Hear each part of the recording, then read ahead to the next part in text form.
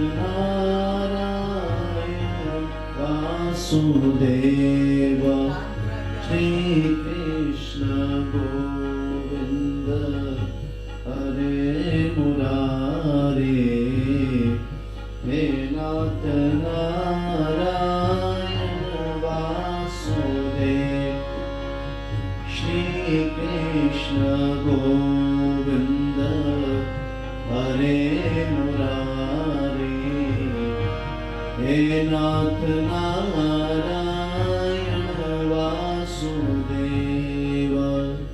श्री वृंदावन बिहारी लाल की जय।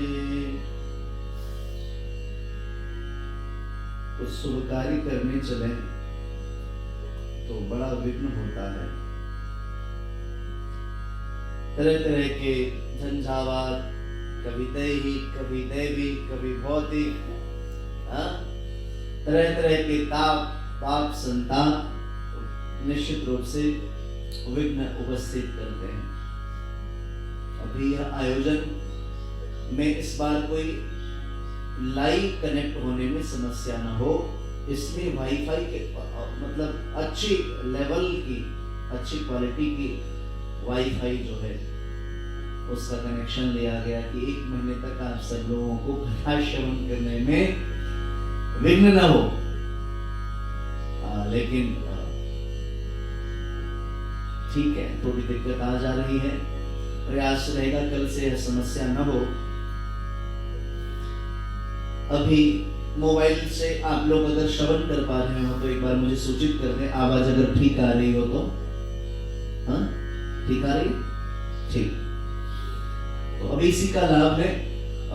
बाद में अभी इस आयोजन के इस कथा की शूटिंग हो रही है और ये YouTube पर कथा के ठीक बाद अपलोड कर दी जाएगी, क्योंकि उसमें आवाज की क्वालिटी और वीडियोस की क्वालिटी सारी चीजें, पीछे में श्री ठाकुर जी का वो अभी आप दर्शन कर रहे होंगे, पहले छवि थी, अभी खाली ग्रीन पर्दा है ना। तो ये सब जो हमारी लाइव टेक्निकल टीम है इसका कमाल रहता है। खैर, तो उसका लाभ आप YouTube पर लीजिएगा।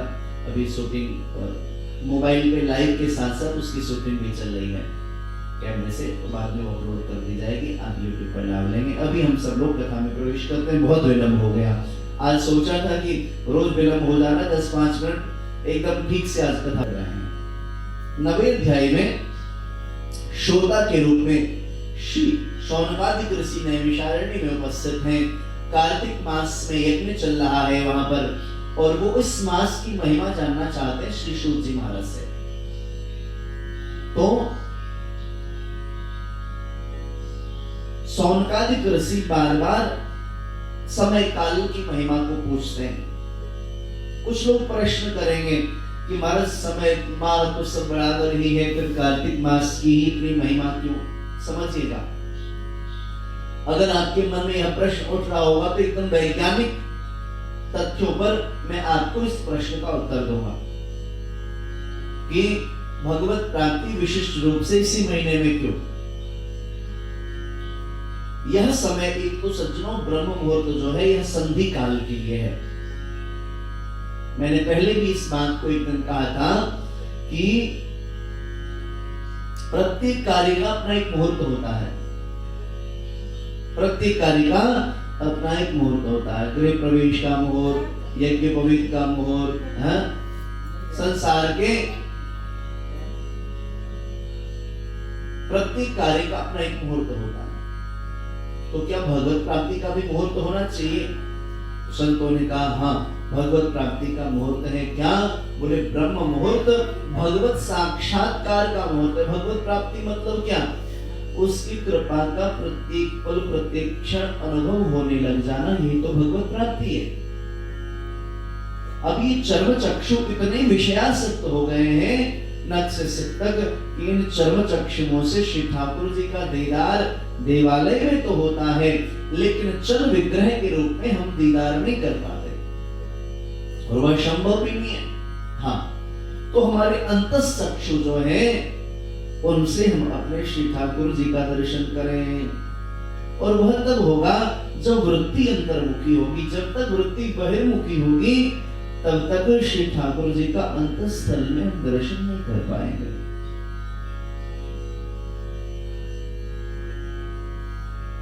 और वृत्ति को अंतर्मुख करने के लिए हमें आचरणवान होना पड़ेगा। आचारात लभते ज्ञानम।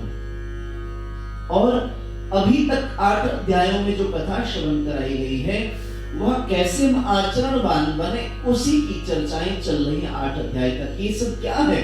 सुबह ब्रह्म मुहूर्त में जगना, ऐसा खाना, ऐसा नहीं खाना, ये वस्तु का सेवन करना, इसका सेवन नहीं करना। यह हमारे चित्त को व्यवस्थित बनाने की अभी 8 अध्याय तक विधा बताई गई जी। अब कहेंगे कार्तिक मास में क्यों? देखो, अब गेहूं के बोने का भी समय आ रहा है ना, कहीं कहीं बो दिया गया है, कहीं बोया जाएगा। गेहूं अभी बो देंगे तो फिर फरवरी मार्च में जाकर के होली के समय में हम गेहूं को काटेंगे। अच्छा जी, आप कहोगे कि अभी क्यों? हम तो मार्च में, अप्रैल में जाके बोएंगे। ध्यान से समझिएगा, अप्रैल में बोएंगे तो क्या गेहूं को अप्रैल में बोएंगे तो क्या वो मिलेगा हमको? गेहूं प्रकट होगा, लाभ मिलेगा हमें उसका? नहीं, उसके लिए गेहूं का ही मौसम है ना। अभी गेहूं का बीजारोपण करेंगे तो प्रकट होगा। तो सबका एक मौसम काल होता है जी। जब मार्च वसंत की ऋतु आएगी तो कोपले लगेंगी आम के वृक्ष में, छोटे छोटे आमियां, जिसको बिहार में टिकोले बोलते हैं, वो लगेंगे। फिर वह आम का स्वरूप धारण करेगा। फिर चैत्र वैशाख ज्येष्ठ, उस समय जाकर के आम प्रकट होगा तो आपको प्राप्त होगा। कदाचित आजकल वैज्ञानिक तथ्यों के आधार पर अभी भी आम मिल जाएंगे, लेकिन वह स्वाद नहीं मिलेगा जो ज्येष्ठ वैशाख और आषाढ़ के आमों में जो स्वाद होता है, वो स्वाद अभी नहीं मिलेगा। मिलेगा क्या? समझिएगा, मिल तो जाएगा। गेहूं को देंगे अप्रैल में भी तो भी हो सकता है प्रकट हो जाए इक्के दुक्के, थोड़े से उसमें बाल लग जाएंगे, सब बात बन जाएगी। लेकिन जो लहलहाती हुई खेत हम देखना चाहते हैं वो अप्रैल के महीने में बीजारोपण करने से उस लेवल पर वो नहीं होगा। तो इसी प्रकार से भगवत प्राप्ति के लिए महाराज कार्तिक कल्पवास को सर्वोत्तम हमारे ऋषियों ने माना। और इस माह में न जाने कितने महापुरुषों को श्री ठाकुर जी की सन्निधि प्राप्त हो गई। और इसीलिए उन्होंने इसको, जब उनको भगवत प्राप्ति इस माह में हो गई तो धीरे धीरे इसकी महिमा की चर्चा उन्होंने करनी प्रारंभ कर दी। भैया इस माह का इतना महिमा है? तो सज्जनों, यह जो मास है इसमें एक अलग प्रकार का वाइब्रेशन है। मैं शाम को जब दीपदान करने जाता हूँ श्री यमुना जी में, तो यमुना जी एकदम शांत होकर के कल छल छल करते हुए प्रवाहित होते रहते हैं। वहां का वातावरण एकदम अद्भुत होता है। और यकीन मानिए, मैं जब यमुना जी जाता हूँ तो चूंकि साथ में सब लोग होते हैं, माता श्री होती, बहन जी होती हैं, धर्मपत्नी, बच्चे सब होते हैं, चूंकि और तो किन्हीं को बुलाया नहीं। तो दीपदान करते करते उसके बाद हम लोग वहां दीपदान होने के बाद कछुए को, मछली को दाना डालते, आटा खिलाते। उसके बाद सबका नियम है माला झोली लेके जाते, जप करते हैं। ये आप यकीन मानिए, जब हम माला झोली लेकर के बैठ के वहां माला करते हैं श्री यमुना जी पर, तो और सबसे तो मैंने कभी पूछा नहीं, लेकिन आज चूंकि कार्तिक मास माह में बोल रहा हूं तो आपके सामने मैं प्रकट करता हूं। जब मैं माला करने बैठता हूं तो मन करता है कि सारी रात बैठ करके हम माला क्यों न की जाए। पूरी रात बैठ करके माला करते रहे, भागवत जी का अध्ययन करते रहे, और जो पूरी रात में प्रकट हो वो मैं सुबह में आकर के लाइव में आप सब लोगों के सामने उपस्थित करूं उस विषय को। ये मन में भाव जगता है।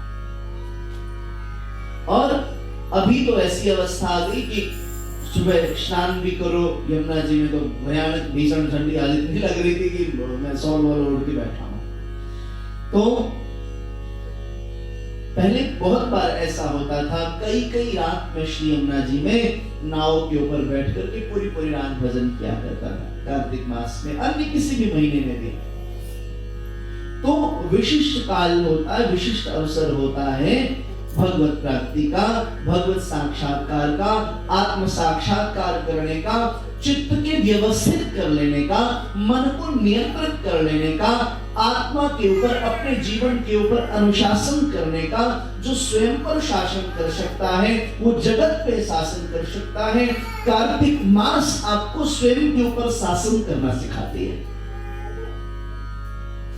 हम अपने आप पर जब शासन करना प्रारंभ करेंगे तो घर का वातावरण अपने आप ठीक होने लगेगा, आपस में जो वैमनस्यता है वह दूर हो जाएगी, प्रेम बढ़ने लगेगा, पति पत्नी के मध्य का संबंध, भाई भाई के मध्य का संबंध, पिता पुत्र के मध्य का संबंध, धीरे धीरे चीजें ठीक होने लगेंगी। क्योंकि आप पर कोई शासन करे तो वह ठीक नहीं लगता। जब आप स्वयं पर शासन करने लगेंगे तो आपको संतोष होने लगेगा। और ये कार्तिक मास आपको शासन करना वो भी स्वयं पर सिखाती है। और जो स्वयं पर शासन कर लेगा तो शासक की दृष्टि में आ जाएगा। और जगत का शासक कौन है? मेरे बिहारी जी जगत के शासक हैं।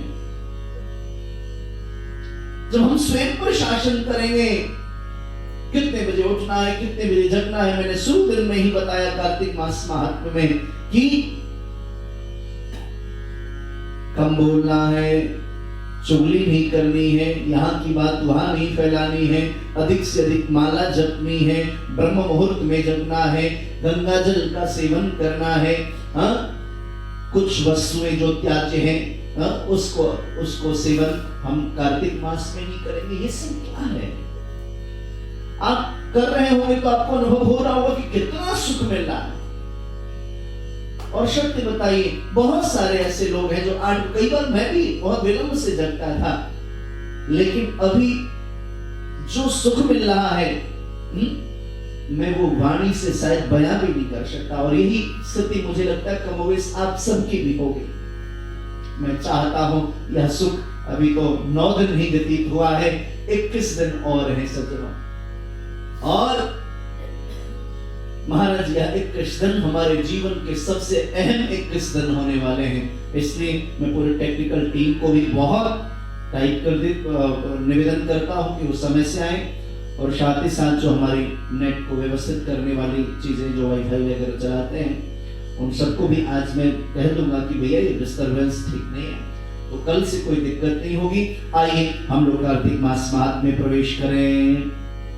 अथ नवमोऽध्याय। पृथुर्वाच यत्त्वया कथितं ब्रह्मन् व्रतमूर्जस्य विस्तरात् तत्र या तुलसी मूले विष्णु पूजा त्वयोदिता।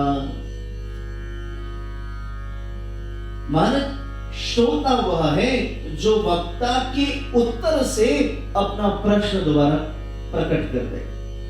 प्रश्न करना भी अपने आप में एक बहुत बड़ी कला है। और वह तब होगा जब आप कथा को बहुत ध्यानपूर्वक श्रवण करेंगे। श्रोता के रूप में पृथु जी महाराज नारद जी के सामने में उपस्थित हैं। महत पुरुषों की कृपा क्या होती है वो इस कथा से समझिए। श्री नारद जी महाराज जो एक दासी के बेटे थे, कल की कथा में आपने श्रवण किया। महत पुरुषों की भक्त प्राप्त, महापुरुषों की सन्निधि सानिध्य प्राप्त हुआ तो हुआ क्या? बोले संसर्गात गुण दोषा भवन्ति।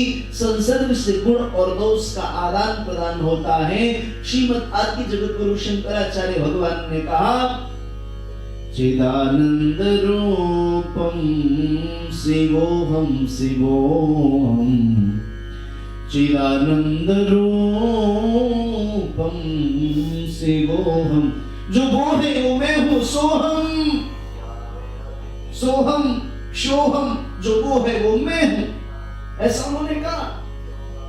लेकिन रामानुजाचार्य भगवान ने कहा नहीं नहीं, ये तो ज्ञान की वह पराकाष्ठा है, इसको हम कह सकते हैं। और इस वाक्य को कहने के लिए अनंत अनंत जन्मों तक अपने आप पर शासन करना पड़ेगा, तब हमें जाकर के एहसास हो जाएगा कि सोहम जो वो है वो मैं हूं। अभी तो 24 घंटे में आधा घंटा भी भावपूर्वक ठाकुर जी को भजने, ऐसा नहीं होता, संभव ही नहीं है। संसार की में परमात्मा की माया इतनी बलवती है, इतनी बलवती है कि आप कल्पना भी नहीं कर सकते। सबको सब पता है कि एक दिन हम नष्ट हो जाएंगे, शरीर नष्ट हो जाएगा, हमारी यश कीर्ति वैभव सब धरी रह जाएगी। साथ में सिर्फ और सिर्फ हमारे द्वारा किए गए सत्कर्म पुण्य कर्म ये जाएंगे, उसके बाद भी हम वैभव को जोड़ने में लगे। और सबको ही, हमको भी, आपको भी, सबको पता, फिर भी हमारे मन की अभिप्सा लालसा कि हमारी कथा आस्था पर आवे, ज्यादा लोग जाने, ये बहुत सारी चीजें। तो ये चीजें कब समाप्त होगी? जब श्री ठाकुर जी की अतिशय कृपा हो जाएगी। तो शंकराचार्य भगवान कहते सोहम, लेकिन इस बात को अलग ढंग से प्रस्तुत किया श्री रामानुजाचार्य भगवान ने। बोले सोहम नहीं, दासोहम। तुम्हारे गुरु जी रामानुजी थे, तुम भी रामानुजी की हो, तिल पटाका। रामानुज संप्रदाय में सज्जनों, एक बीच में लाल तिलक होता है, दोनों तरफ सफेद होता है। तो एक बालक हमारे पास शुरू में रहते थे, उनका नाम था माधव। हालांकि अभी बहुत अच्छे साधक हो गए हो हैं। वो श्री राम सुखदास जी महाराज के कहे हुए बातों पर वो चल रहे हैं, उनके आदेशानुसार जीवन को जी रहे हैं माधव। हमारे बाबूजी अभी कथा श्रवण कर, मुझे बहुत खुशी हुई बाबूजी, अभी आपने फोन किया, मुझे बड़ा आनंद आया कि आप भी भावपूर्वक कथा श्रवण करें। मैया तो श्रवण कर रही है, भाभी जी इसकी तो जानकारी थी, पर आपके विषय में नहीं थी।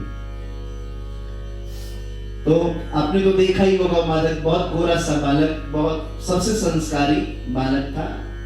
4-5 साल पहले सेवा में रहा करता था। आजकल ऋषिकेश में बहुत अच्छे ज्ञान को प्राप्त किया उन्होंने।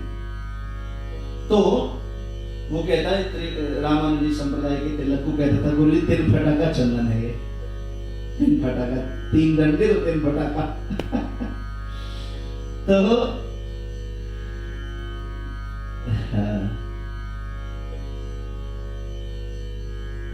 श्री रामानुजाचार्य भगवान ने कहा सोहम नहीं, तो बोले दासोहम, दास दासोहम। करते हो तुम कन्हैया, मेरा नाम हो रहा है, मेरा आपकी कृपा से सब काम हो रहा है। पतवार के बिना ही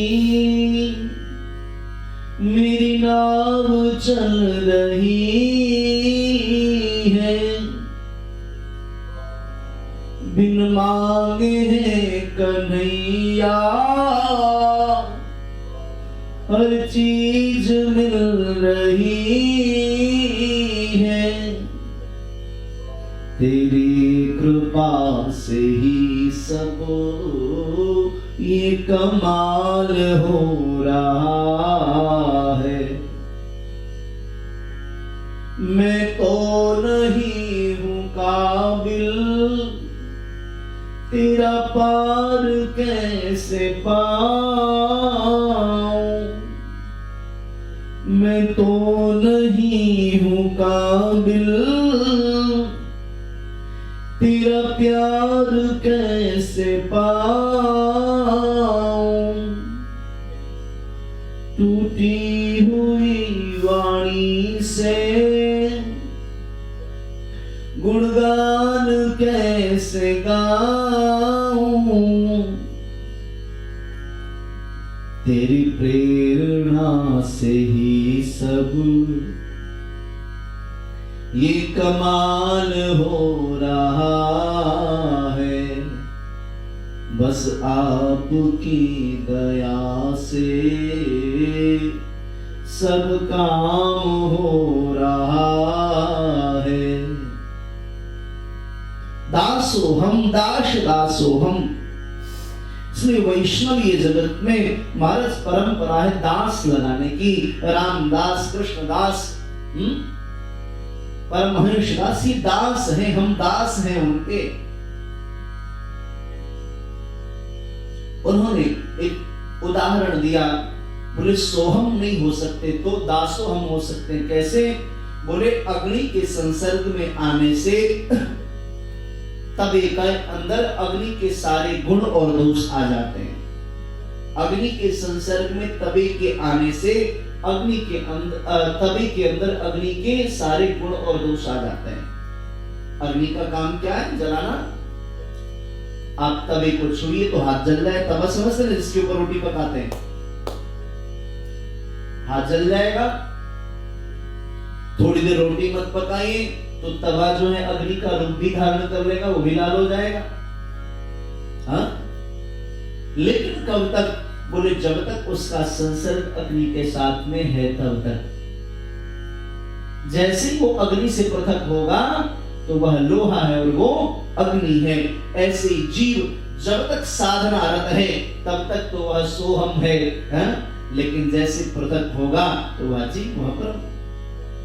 तो सज्जनों, जब परमात्मा की किसी भगवत प्राप्त महापुरुष की कृपा होती है तो होता क्या है? एक दासी का बेटा महाराज ब्रह्मा का पुत्र नारद बन जाता है। और ऐसा वैसा नहीं, महाराज वो भी किसी के सामने अपनी बात रखनी हो तो साधारण व्यक्ति के सामने बात नहीं रखते। तो बोले पृथु कौन है? 24 अवतारों में एक अवतार पृथु जी महाराज, उनको कथा श्रवण कराते हैं। श्री पृथु जी को कार्तिक मास महात्म्य की कथा श्री नारद जी सुना रहे हैं। ये महापुरुषों का संग है और ऐसा होना चाहिए। कलिकाल में भी आवश्यक है यार। जब 10 नशेड़ी एकत्रित हो सकते हैं, 10 जुबेड़ी एकत्रित हो सकते हैं, 10 नास्तिक एकत्रित हो सकते हैं, तो हम आप 10 रसिक एकत्रित होकर के कुछ अच्छा क्यों नहीं कर सकते? यही समस्या है कलिकाल में। सतयुग में 10 अच्छे लोगों को एकत्रित होने में समय नहीं लगता था, द्वापर में नहीं लगता था, त्रेता में नहीं, लेकिन कलिकाल है। यहाँ पर महाराज 10 नास्तिक इकट्ठे हो जाएंगे, नशा करने वाले हो जाएंगे, लेकिन 10 आस्तिक इकट्ठे जल्दी नहीं हो पाएंगे। लेकिन प्रयास कर रहे हैं और अच्छी बात है कि हम 10 लोग ही इकट्ठे हुए इस आयोजन में, लेकिन ये सच्चे साधक के रूप में 30 के बाद प्रकट होंगे। तो श्री पृथु जी महाराज नारद जी को प्रश्न करते हैं,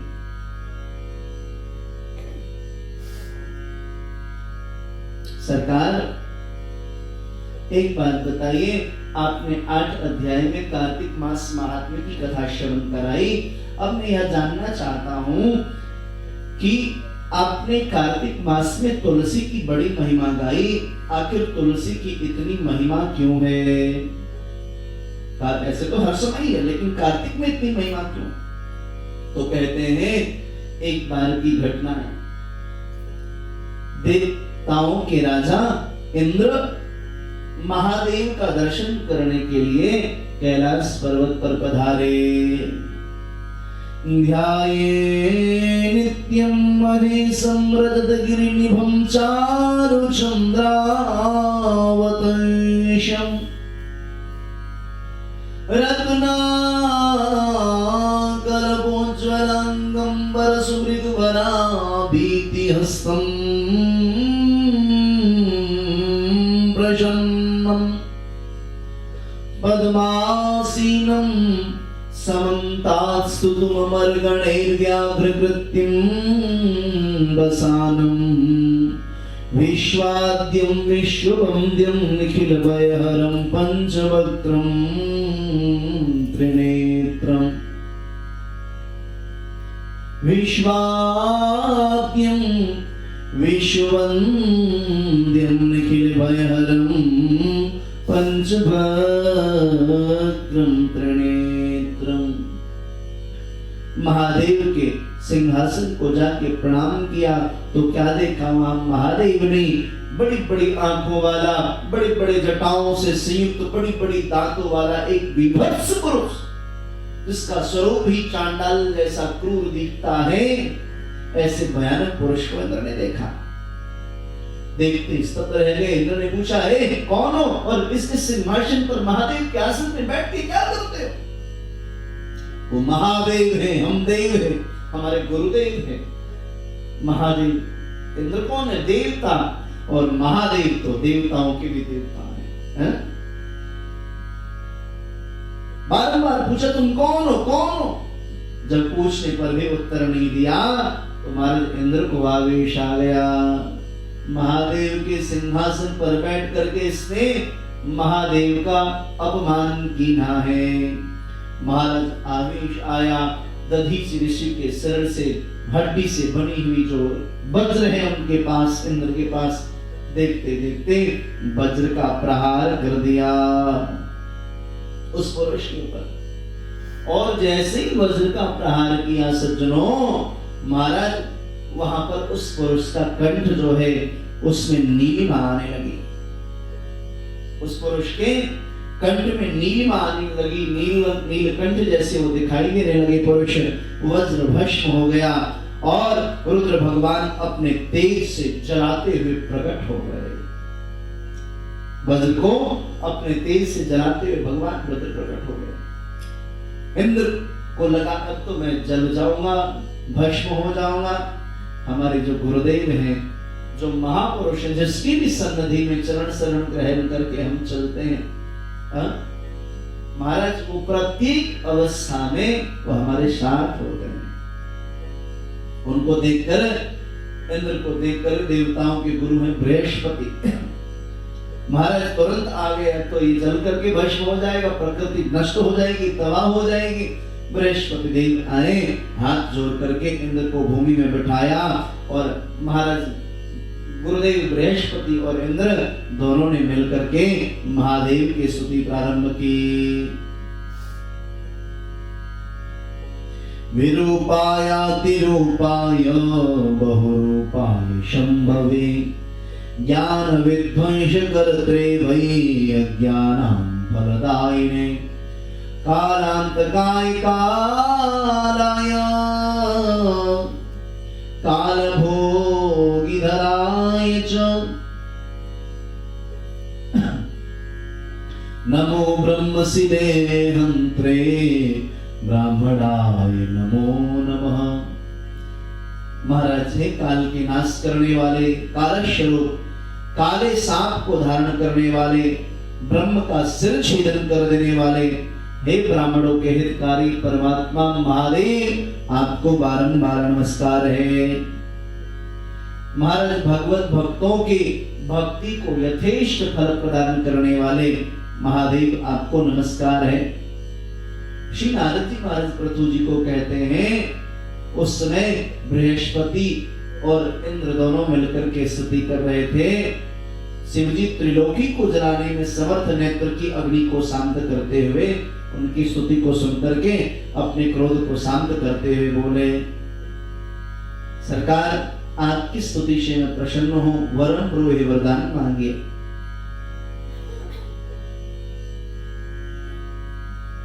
मैं वरदान मांगने से पूर्व ही इंद्र को जीवन दान देता हूं, इसलिए आने वाले समय में इंद्र का एक नाम जीव भी होगा, जीव के नाम से जगत में प्रसिद्ध होंगे। इंद्र का एक उपनाम जीव है, याद रखिएगा। बृहस्पति बोले, सरकार यदि आप प्रसन्न हुए हो तो शरण में आए इंद्र की रक्षा करिए और आपकी मस्तक के नेत्र से उत्पन्न यह जो अग्नि है इसको शांति प्राप्त हो जाए, ऐसी कृपा करिए। आपका यह जो अग्नि है यह शांत हो जाए। महादेव बोले, मस्तक के नेत्र में यह अग्नि फिर कैसे प्रवेश कर सकती है? जो अग्नि एक बार निकल गई वह प्रवेश नहीं करेगी। एक बार वाणी जो मुख से निकल गई यह वापस आने वाली है नहीं। इसलिए शब्द को हमारे यहाँ पर शास्त्रों में ब्रह्म कहा गया है। शब्द ब्रह्म है। जो वाक्य हमारे मुख से वाणी निकल जाती है वह वायुमंडल में घूमती रहती है हजारों लाखों वर्ष बाद।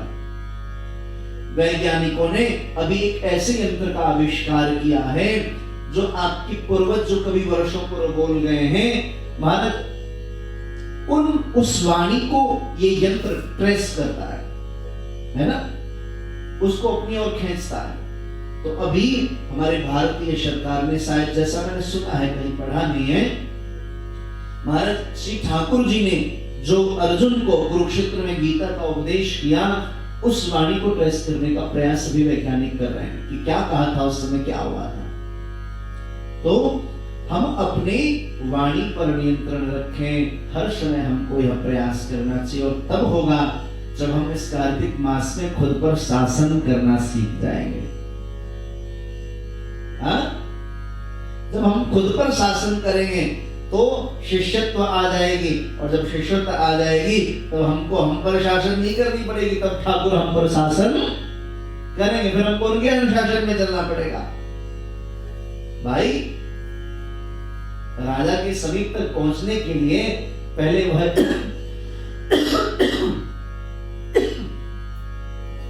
योग्यता तो आए अपने पास। तो बोले मुख से जो यह अग्नि प्रकट हो गई नेत्र से, महाराज ये कैसे पुनश्च प्रवेश कर सकती है?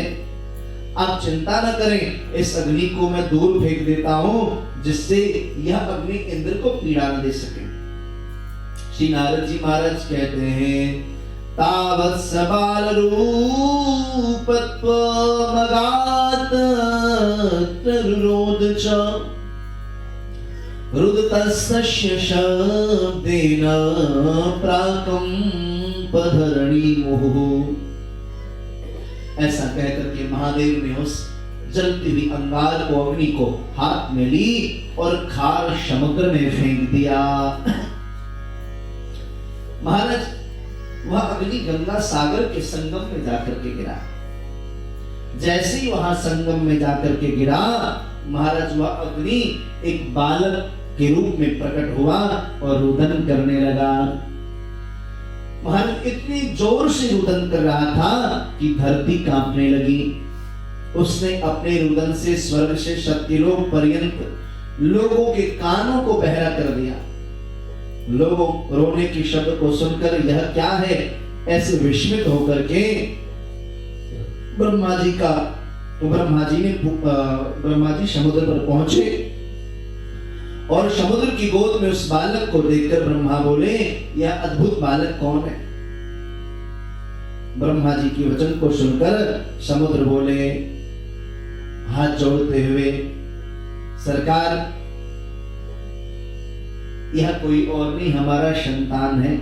और कहकर के ब्रह्मा जी की गोद में बिठा दिया और कहा कि गंगा सागर के संगम में उत्पन्न यह मेरा पुत्र है। हे जगत के गुरु, इसके जात कर्म आदि संस्कार करिए। श्री नारद जी कहते हैं पृथु जी को, समुद्र ऐसा कह ही रहा था कि समुद्र पुत्र उस बालक ने ब्रह्मा की दाढ़ी पकड़ ली। समुद्र ने तो उस बालक को बिठा दिया ब्रह्मा जी के गोद में, इसका जात कर्म संस्कार करिए। लेकिन महाराज वो था क्या? वो अग्नि का तेज था, लपटे थी, वह शांत कैसे रह सकती थी? कहते ना ये फला व्यक्ति का जीन है, ये उनका संतान है, उनका संतान है, इसके अंदर ऐसे संस्कार हो सकते हैं। क्यों हो सकते? क्योंकि आत्मा वही जायते पुत्र। व्यक्ति का स्वभाव कैसा होगा यह पूर्वजों को देखने से पता चलता है। बहुत कम ऐसा देखने को मिलता है कि पिता किसी दशा में, पुत्र किसी और दिशा में, बहुत कम, कभी कभी ऐसा देखने को मिलता है। महाराज वह बालक बैठ गया ब्रह्मा जी की गोद में और दाढ़ी को जोर जोर से चकाचक हिलाने लगा। महाराज इतनी जोर से हिलाई दाढ़ी कि बेचारे वृद्ध बुजुर्ग बाबा ब्रह्मा रोने लगे हैं। उनके नेत्रों से अश्रु की धारा बह चली, अश्रुपात होने लगा। बड़ी कठिनाइयों से उन्होंने अपनी दाढ़ी इस बालक से छुड़ाई और ब्रह्मा समुद्र से बोले, इसने हमारे नेत्र से जल निकाला है, इससे यह इस जगत में जालंधर के नाम से विख्यात होगा। इस बालक ने हमारी आंखों से जल निकाल दिया, इसलिए इसका नाम जगत में जालंधर होगा। अभी ही यह तरुण सब शास्त्रों के अर्थ का पारिगामी होगा। रुद्र के सिवा इस जगत में इसका कोई वध नहीं कर पाएगा, अर्थात रुद्र के बिना कोई इसे मार नहीं पाएगा। जहां से यह उत्पन्न हुआ है वहीं पर एक दिन यह विलीन हो जाएगा, यानी समुद्र में उत्पन्न हुआ है और महादेव के दिव्य ज्योति से प्रकट हुआ है, एक दिन उसी में लीन हो जाएगा। श्री नारद जी कहते हैं पृथु जी को, ऐसा कहकर उन्होंने शुक्राचार्य जी को बुलवाया और उसे राजगद्दी पर बिठाया। फिर समुद्र से आज्ञा लेकर के श्री ब्रह्मा जी महाराज अंतर ध्यान हो गए। तदनंतर उसको देखने से प्रसन्न नेत्र सागर ने उसकी स्त्री के लिए कालनेमी की सुता वृंदा की याचना की, भगवती तुलसी की याचना की। इसके बाद कालनेमी आदि असुरों ने प्रसन्न होकर उस पुत्री का दान किया। बलि जलंधर अति प्रीति करने वाली और वश में रहने वाली वृंदा को पाकर शुक्राचार्य की सहायता से पृथ्वी का पालन अर्थात राज्य करने लगा।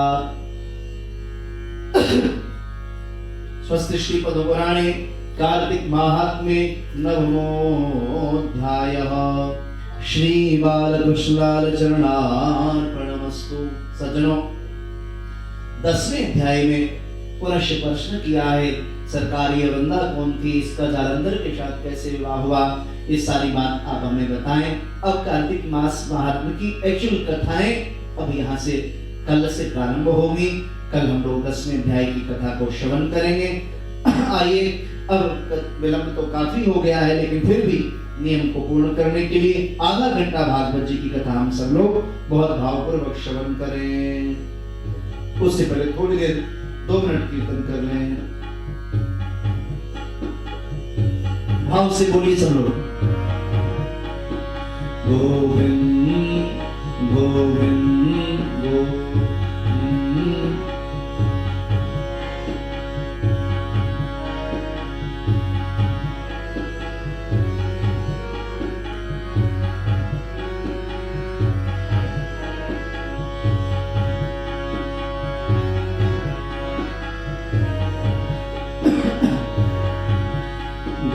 गोविंद चले आओ,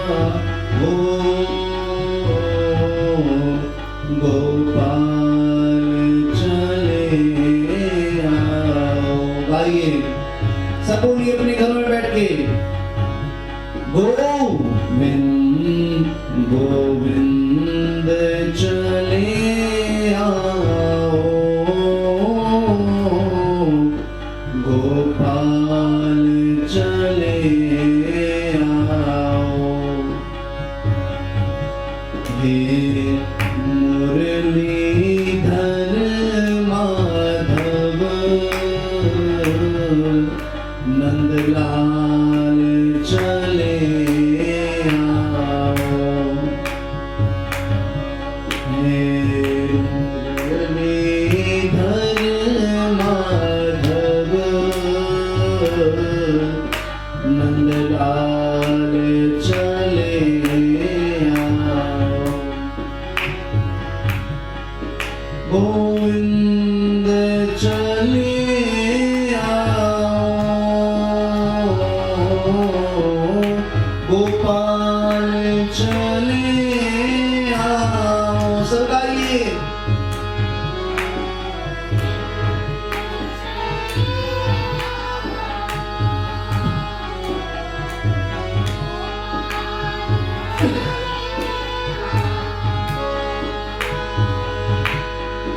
गोविंद चले आओ, गोपाल चले आओ। गोविंद चले आओ, गोपाल चले आओ। हे मुरलीधर माधव नंदलाल चले आओ। हे मुरलीधर माधव नंदलाल चले। वृंदावन बिहारी लाल की जय। अब हम सभी भागवत भागवत जी की कथा में प्रवेश करें। कल की कथा में 5वें अध्याय में हम सब लोगों ने प्रथम स्कंद के श्रवण किया। श्री नारद जी महाराज ने अपने पूर्वजन्म की कथा, जब श्री वेदव्यास जी महाराज को, जिनका हृदय दग्ध हो रहा था, जल रहा था, ब्रह्म ज्ञानी पुत्र शुभदेव निर्जन वन में भगवत प्राप्ति की कामना को लेकर के चले गए। इस कारण से हृदय दग्ध हो रहा था। जिनका हृदय दग्ध हो रहा है, जल रहा है, धड़क रहा है संसार के पाप ताप संताप से, उसको शीतलता प्रदान करने के लिए नारद जी की प्रेरणा से, प्रयास से भागवत जी को प्रकट किया गया है। जलते हुए हृदय को शांत कर देने वाला विषय है श्रीमद् भागवत। महाराज भागवत प्रकट हुए, बोले यह भागवत अब किसको प्रदान किया जाए, क्योंकि भागवत क्या है, बोले भागवत भागीरथी है, और गंगा जब तक प्रवाह युक्त होगी तभी तक प्रदूषण मुक्त होगी। जिस दिन वह प्रवाह मुक्त हो जाएगी, उस दिन प्रदूषण युक्त हो जाएगी। भागवत भी चलती रहनी चाहिए, ये धारा बहती रहनी चाहिए। अब 8 महीने हो गए, लेकिन ये धारा है, महत् पुरुषों के मुख से श्रवण किया, यह धारा थमनी नहीं चाहिए। यदि आपके जीवन में आ जाए तो यह धारा अनवरत बहती रहनी चाहिए। अगर थम जाएगी तो प्रदूषण युक्त हो जाएगी। तो आपने देखा होगा, इस कोरोना काल में भी 10 माह से मैं वृंदावन में रिक्त नहीं बैठा। हर महीने कुछ न कुछ श्री ठाकुर जी को रझाता रहा है। और यह भी एक प्रक्रिया ही है। ठाकुर जी को रझाने के माध्यम से हम सब पर ठाकुर जी कृपा कर, इस माध्यम से ये रझाने का ही प्रयास है। तो बोले भागवत प्रकट हुए तो श्री सुखदेव जी ने, व्यास जी ने ये कथा किसको प्रदान की, बोले यह अपने पुत्र सुखदेव को प्रदान किया। बोले कैसे, कृपा करके बताएं। बोले महाराज,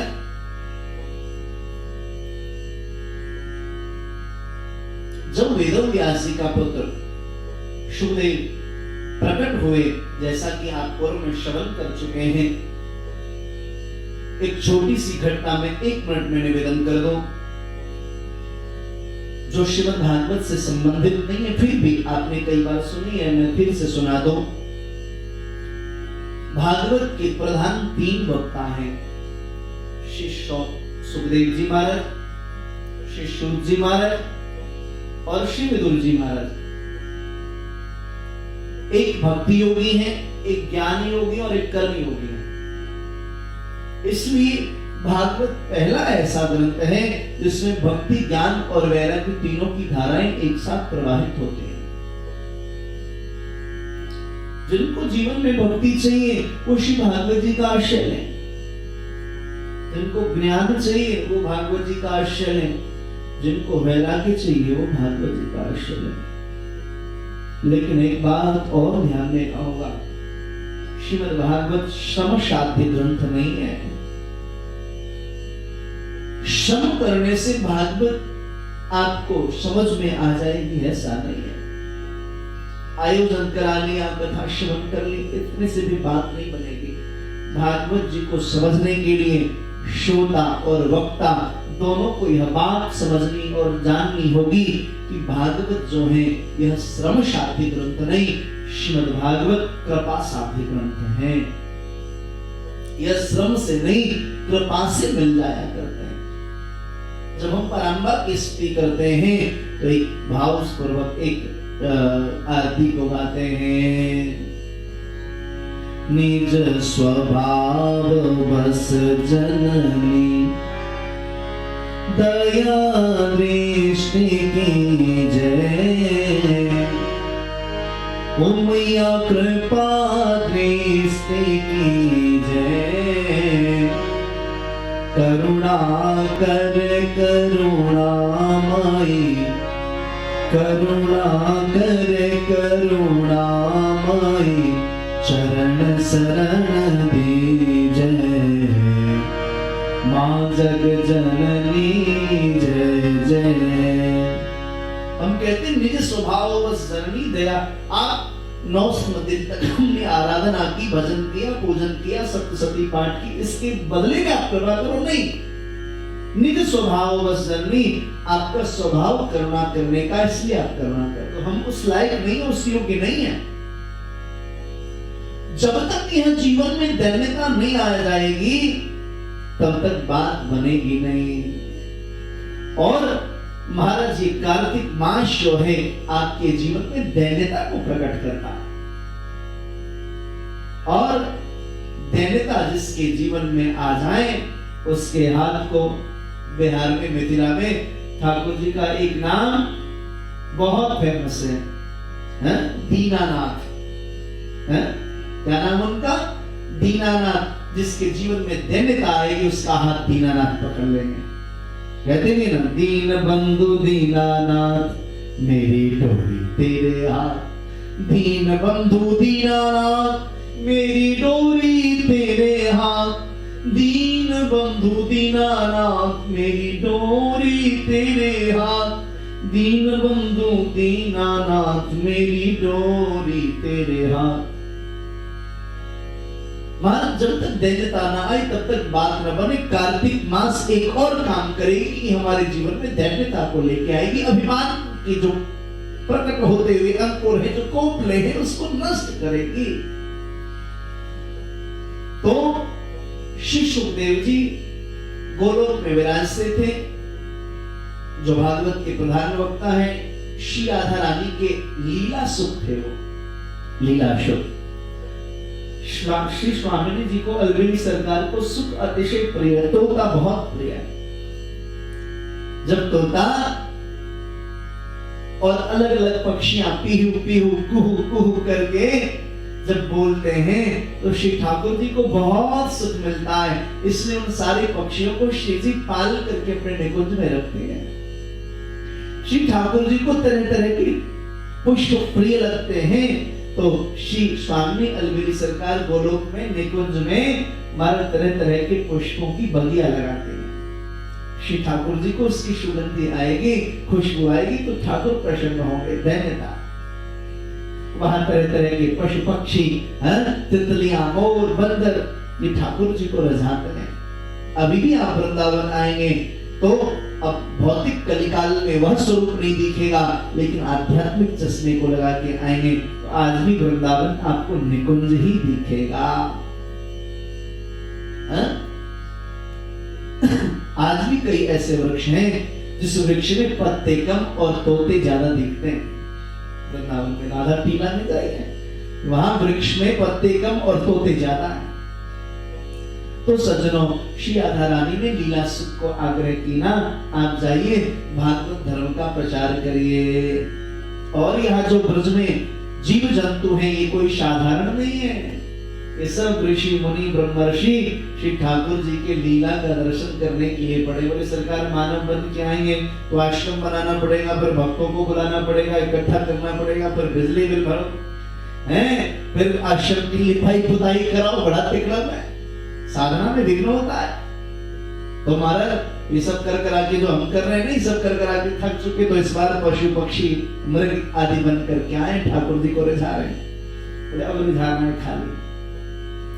तो सज्जनों, श्री ठाकुर जी श्री राधा रानी के आदेश से लीला शुभ आए। नारद जी को आदेश किया इनको भागवत मिले, तो नारद जी ने एक विवाद करा दिया भगवान श्री भोलेनाथ और पार्वती जी में। विवाद, इस कथा को आप जानते बस समझ जाइएगा। विवाद का परिणाम यह हुआ कि श्री ठाकुर जी अमर कथा श्रवण कराने के लिए पार्वती जी को राजी हो गए। पार्वती जी को राजी हुए। श्री महादेव ने कहा कि ध्यान पूर्वक देखो, ये अमर कथा जो आपको श्रवण कराने जा रहा हूं, ये और तो कोई नहीं सुन रहा। चारों ओर देखा, कोई नहीं था। एक सुगी ने सुग को जन्म दिया था, उस पर दृष्टि न पड़ी, उस पर दृष्टि नहीं पड़ी। कथा प्रारंभ हुई, महाराज कथा का रस मिलने लगा। 9वें दिन मैया सो गई। आज मैं 4:30 बजे बैठा रूबी को बोला था ठाकुर जी को 4:45 बजे तक श्रृंगार करके ले आना, नहीं आए तो क्रोध भी आवे, धीरे धीरे क्रोध आया तो माला में मन न लगे और फिर नींद आने लगी व्यासपीठ पर मुझको। तो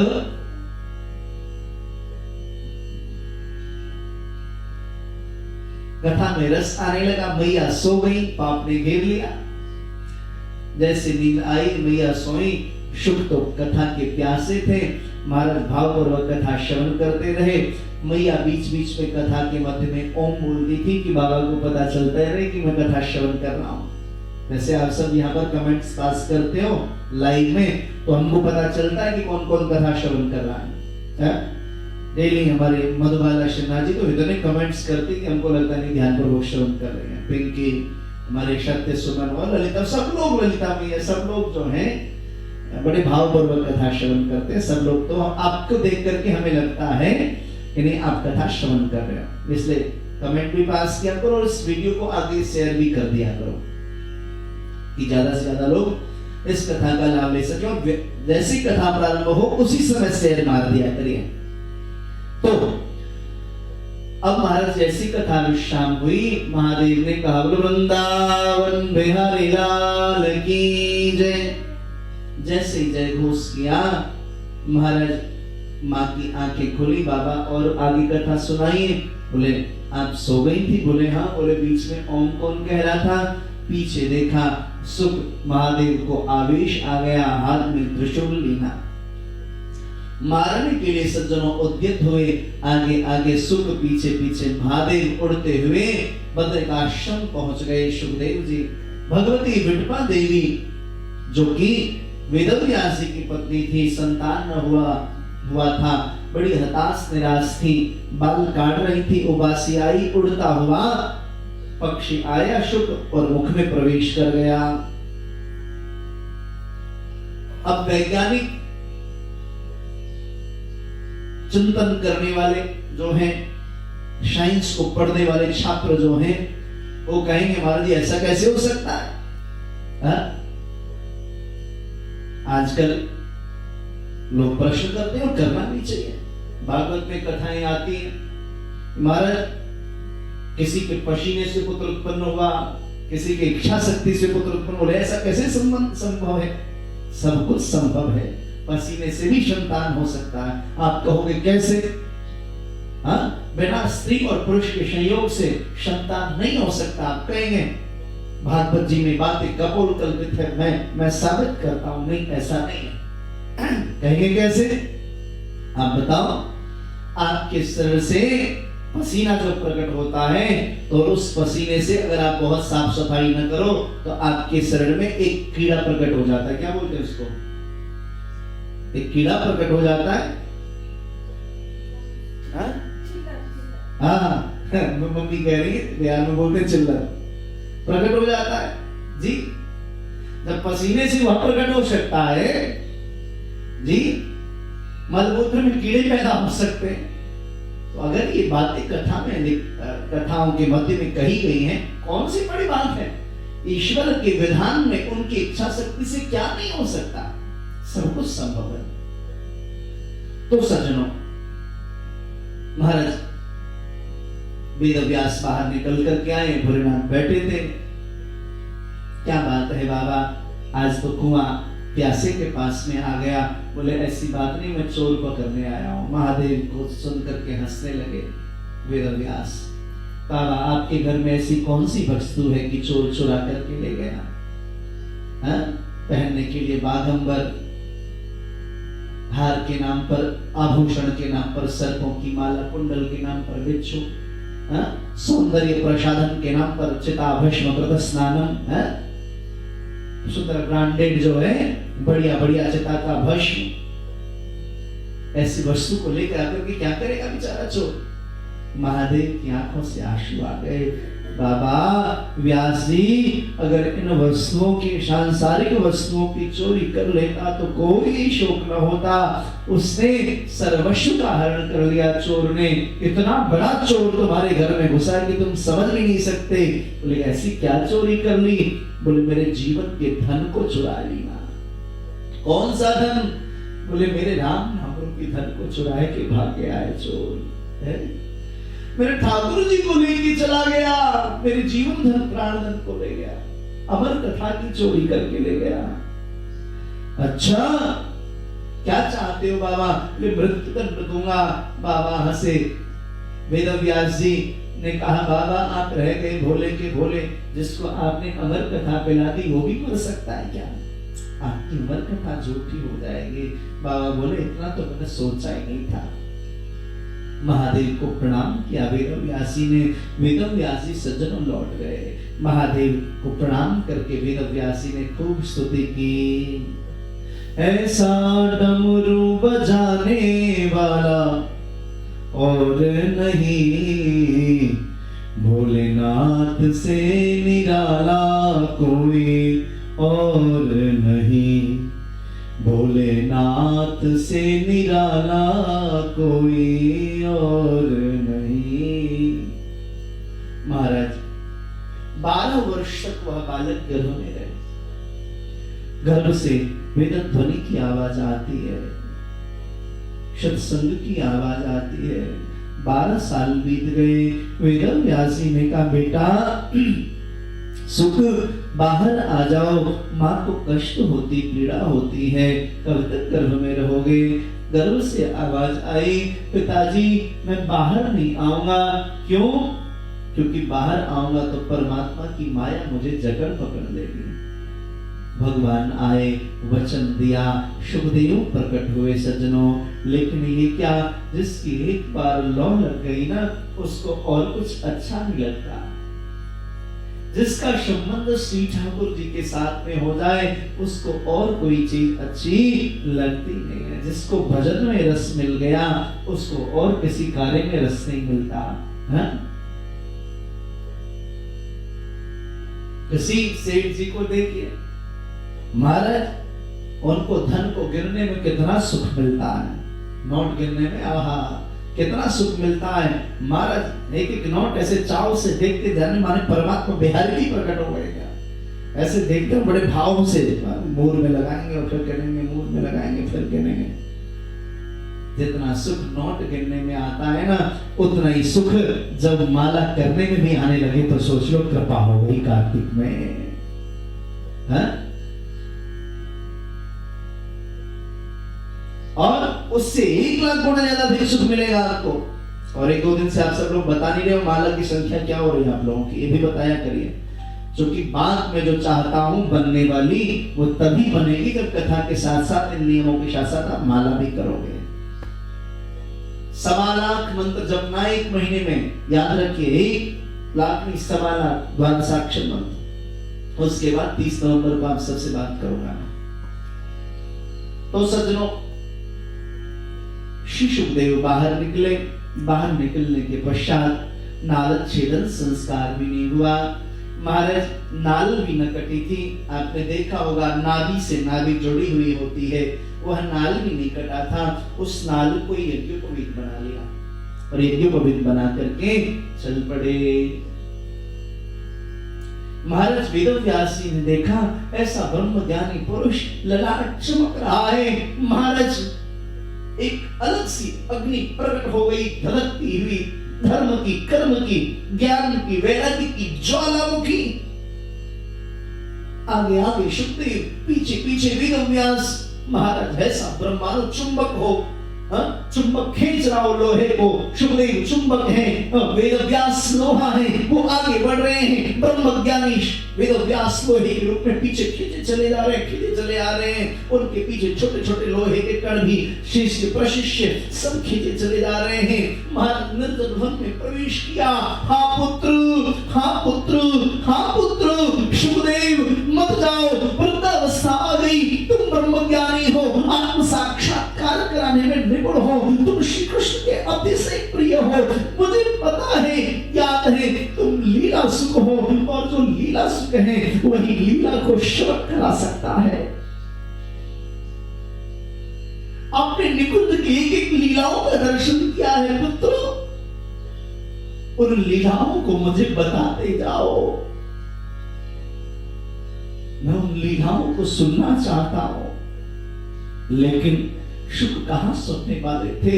वो लीलाएं महाराज हृदय में महाराज घूम रही थी, चल रही थी। कैसे श्री जी लाल जी को लाड़ लड़ाती हैं, कैसे पानी का बीना लेती हैं, कैसे श्री ठाकुर जी वंशी का निनाद करते हैं। ये सारी लीला सुख जो है चिंतक में लगे लगे आगे बढ़ते जा रहे हैं। हाँ पुत्र पुत्रे तन्मयतया तर्वोभिनेदु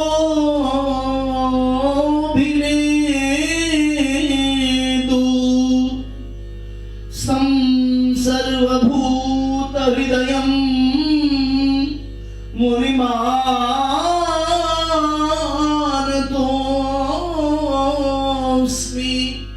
तं सर्व। हाँ पुत्र, जब आवाज सुनी ब्रह्मज्ञानी वेदव्यास जी महाराज बादरायण ऋषि की वाणी को सुना, वन में वृक्षों के हृदय आर्द्र हो गए, नेत्रों से प्रेमाश्रु की धारा प्रवाहित होने लगी। आप कहेंगे वृक्ष भी रोते हैं क्या? हे भाई, ये सब सजीव वस्तु हैं, उनमें भी आत्मा है, उनको आप काटते हो तो वो भी रोते हैं। महाराज वृक्ष भी रुदन करने लगे। वृंदावन में आज भी ऐसे वृक्ष हैं जिनको आप महाराज हिलाओ तो आवाज आती है राधे राधे। ब्रज 84 कोष में कई ऐसे वृक्ष हैं जिनको काटो तो रक्त निकलता है, खून निकलते हैं उसमें से। वह सजीव है, वो वृक्ष रुदन करने लगे। वेद व्यास की करुणा को देख करके वह भी आर्द्र हो गए और उन वृक्षों ने अपनी डालियों को झुका दिया।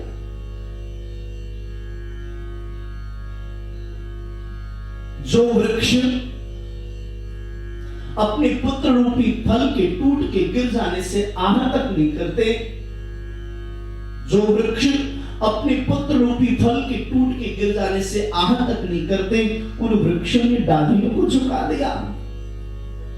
हे सुख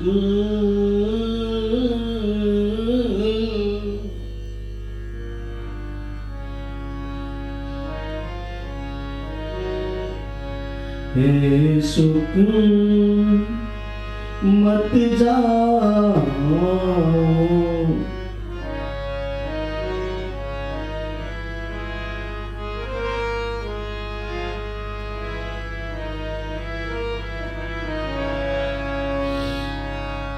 हे सुख मत जाओ, मत जाओ, हे सुख मत जाओ, मत जाओ। वेदव्यास जी कहते हैं हे पिंजरे के कीड़े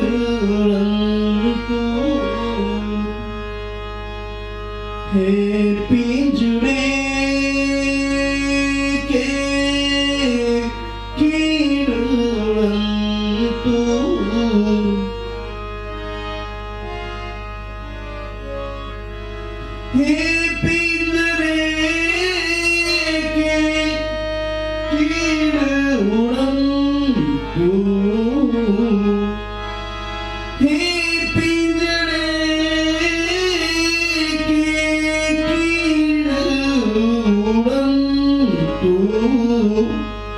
कुछ तो दया दिखाओ,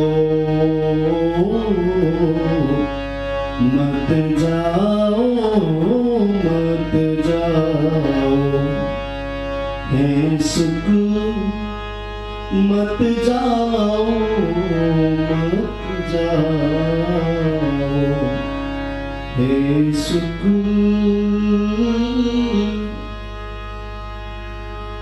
आ जाओ, आ जाओ, हे सुख आ जाओ, आ जाओ, प्यारे लीला कथा सुनाओ, ब्रह्म ज्ञान जगाओ,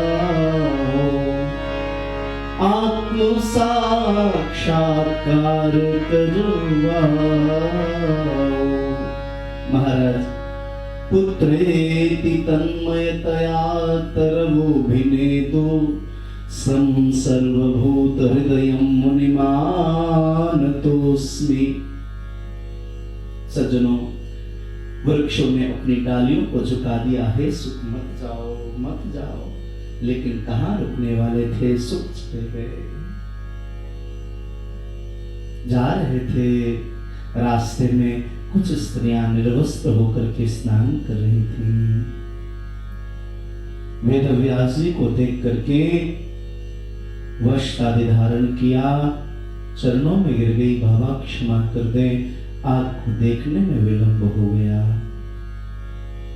वेदव्यास की आंखें नम हो गई। पुत्री, मुझे देख के तुम्हें शर्म आती है?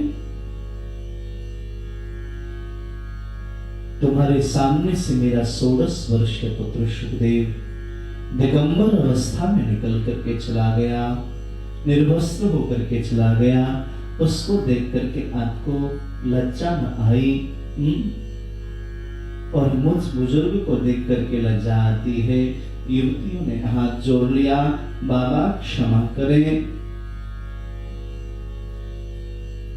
आप जानती हूँ मैं ब्रह्म ज्ञानी है, मैं जानती हूँ आपने वेदों का विभाजन किया है, मैं जानती हूँ आपने ब्रह्म सूत्र की चर्चा की है, मैं जानती हूँ आपने अष्टादश पुराणों का लेखन कार्य किया है, मैं जानती हूँ आप परमात्मा के अवतार हैं, लेकिन सरकार मैं यह भी जानती हूँ कि आपकी दृष्टि को भेद पता है।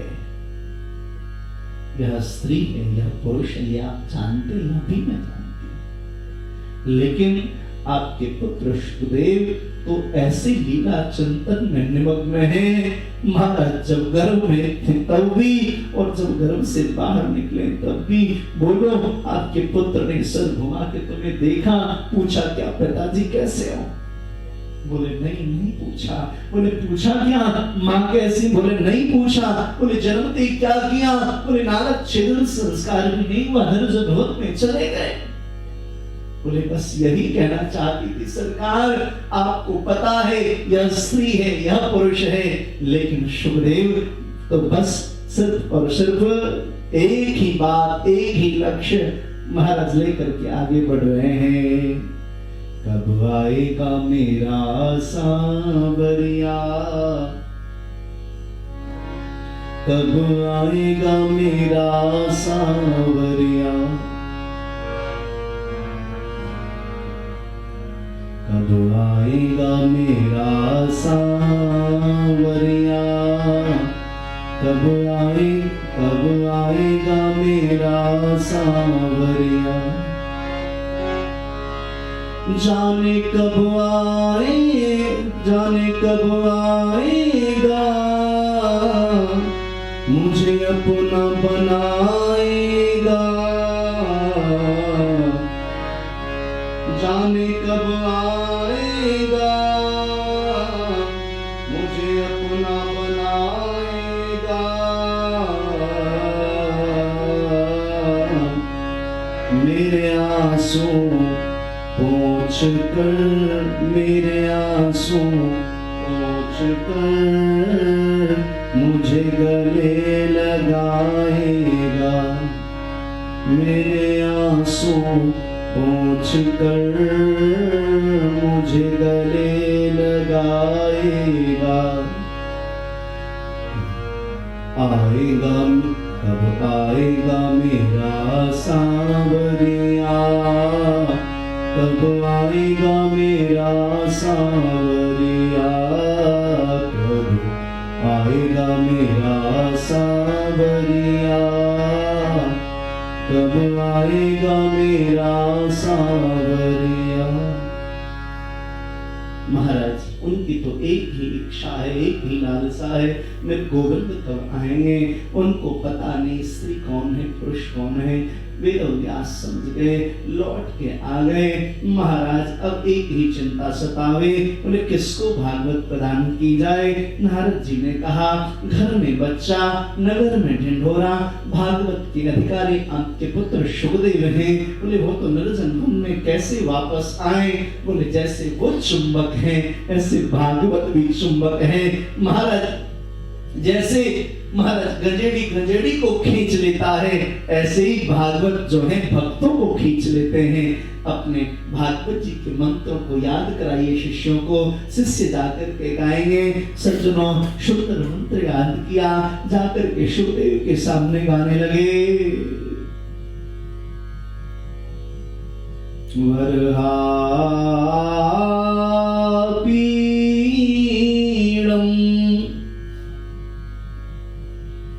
नटवर बपुः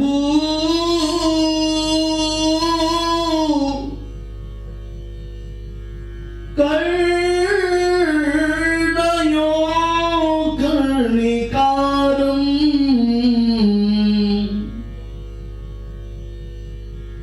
बिभ्रद्वासः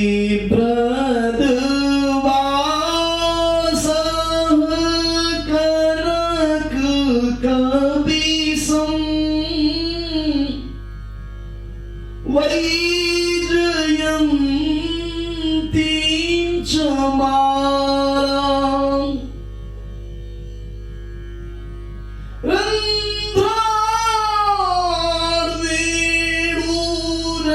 रन्ध्रार्वेणुरधरसुधया पूरयन् गोपवृन्दैः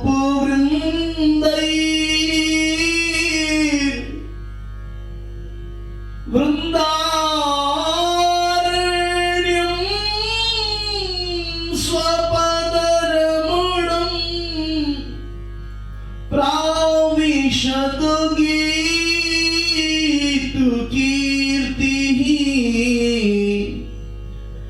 वृन्दारण्यं स्वपदरमणं वृन्दारण्यं स्वपदरमणं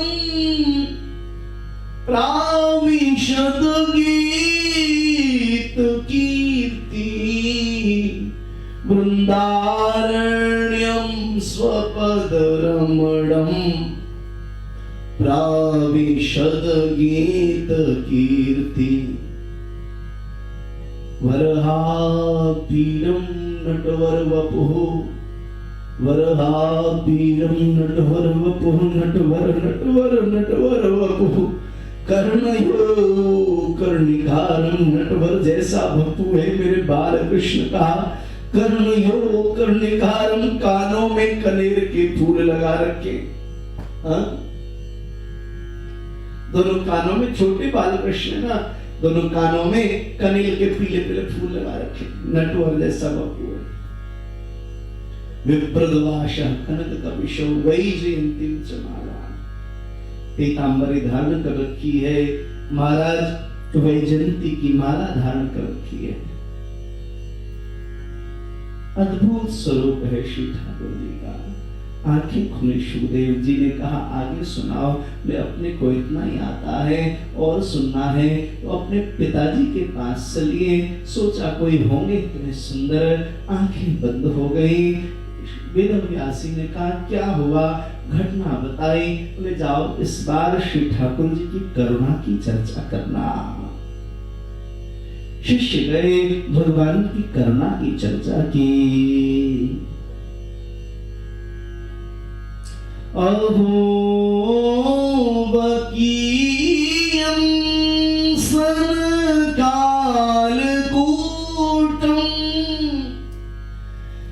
जिघांशयापाय यदाप्यसाध्वी लेभे गतिं धात्र्युचितां ततोऽन्यं कौवादयालुं शरणं व्रजेम।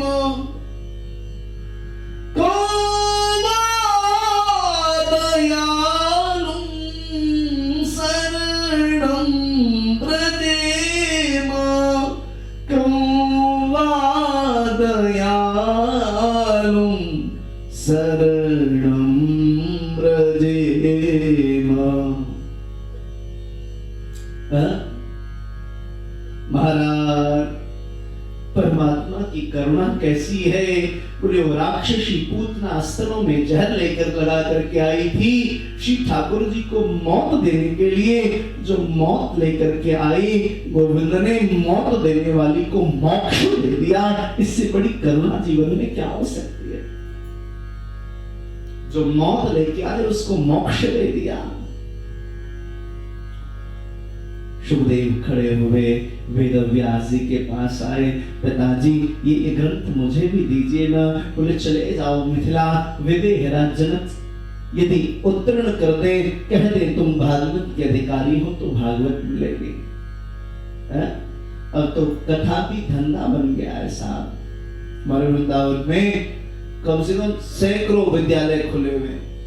कोई बोर्ड लगा के बैठा 3 महीने में भागवत के कथावाचक बन जाइए, कोई बैठा 6 महीने में बन जाइए, कोई बैठा 1 महीने में, 1 साल में, कोई बैठा है 2 साल में। सबका पैकेज है।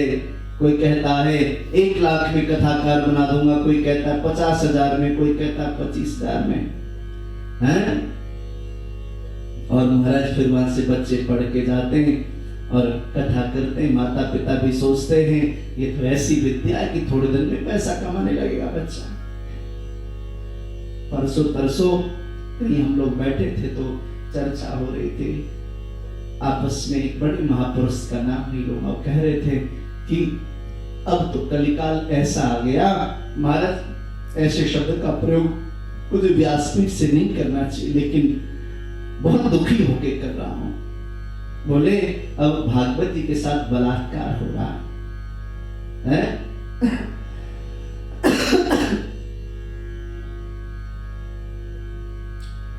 वक्ता जब तक भागवत जी को जीवन नहीं बनाएंगे तब तक बात नहीं बनेगी। महाराज यह जीविका नहीं हमारे जीवन है। और जिनकी भी आप अपने यहाँ कथा कराओ, देखो कि भागवत जिनकी वो कथा करने जा रहे हैं वो उनकी जीविका है कि जीवन है। जीविका तो सहज ही बनी जाती है लेकिन क्या वो जीवन के रूप में स्वीकार किया उन्होंने, तब उनकी कथा श्रवण करें। कहा पहले कथा वक्ताओं के नियम था विरक्तो ब्राह्मणो विप्रो वेद शास्त्र विशुद्ध। वक्ता विरक्त होना चाहिए। विरक्त मतलब महाराज शादीशुदा नहीं, ऐसा नहीं। विरक्त हृदय से विरक्त हो, सबके मध्य में कमल की भांति रहे, सबको करते हुए कार्य को आगे बढ़ता रहे। श्री सुखदेव जी महाराज, श्री डोंगरे जी महाराज ब्रह्मज्ञानी। विरक्त हो, वैष्णव हो, ब्राह्मण हो। अब तो महाराज कोई भी बिरादरी कोई भी कथा करते हैं हमको पता भी नहीं होता। खैर जो ब्रह्मज्ञानी जो संत भेष धारण कर लिए वो कथा कहें कोई बात नहीं, लेकिन अनुष्ठानात्मक आयोजन तो विप्र को ही करना चाहिए। कामना की पूर्ति के लिए व्यासपीठ पर विप्र को ही बैठने का अधिकार दिया है। तो सज्जनों, भागवत अगर कह दें श्री विदेहराज जनक की तुम अधिकारी हो तो भागवत तुम्हें प्राप्त होगा। मिथिला में पधारे सज्जनों, मिथिला में पधारे, वहां पर उत्तीर्ण होकर के आए। वेद व्यास जी ने भागवत प्रदान किया। बोले अब ये भागवत किसको दे? श्री शुक जी कहते हैं सौनकादिक ऋषियों से यह भागवत श्री सुखदेव जी महाराज ने राजा परीक्षित को सुनाई। बोले परीक्षित कौन है, कृपा करके बताएं। बोले परीक्षित कोई और नहीं, महाराज पांडवों के पौत्र हैं।